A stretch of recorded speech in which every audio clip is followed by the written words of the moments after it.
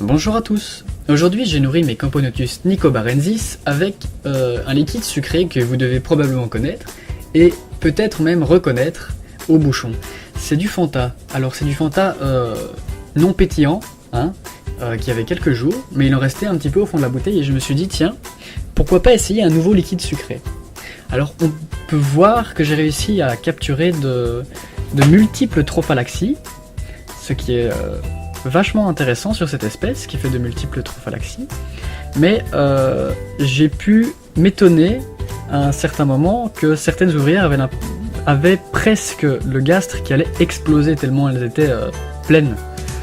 On peut voir de magnifiques physogastries en fait, quand elles se chargent dans leur jabot social en fait, de Fanta. On a l'impression qu'elles ont des rayures beaucoup plus claires. Et c'est avec ça qu'elles vont faire des réserves pour tenir le temps que je les nourrisse la prochaine fois. C'est une colonie qui explose actuellement, une de mes rares colonies qui n'est pas en diapause cet hiver, donc je leur accorde beaucoup plus d'attention qu'en temps normal. Et elle se développe, je dois l'avouer, très vite.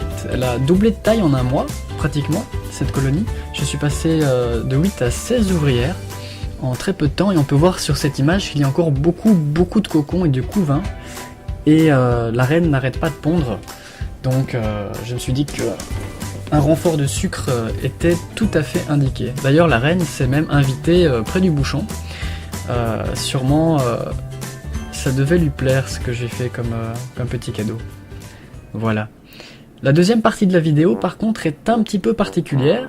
J'ai enfin reçu ma cuve de chez Antstore pour les Acromyrmex octospinosus.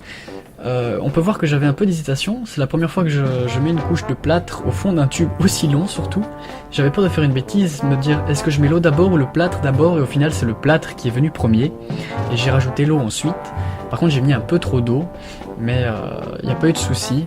J'ai vite mélangé avec mon doigt, et ouais, parce que j'avais rien d'assez long pour arriver au fond en fait, donc j'ai vite mélangé avec mon doigt cette mixture vraiment collante, et je l'ai laissé sécher sur le radiateur. Et pendant ce laps de temps, je me suis permis d'enfoncer le tube sur la petite tige de la cuve.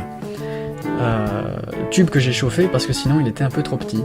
Et j'ai réussi à l'enfoncer jusqu'au bout sans l'abîmer, sans rien casser. Je suis assez fier de moi. Donc voilà le résultat une fois sec.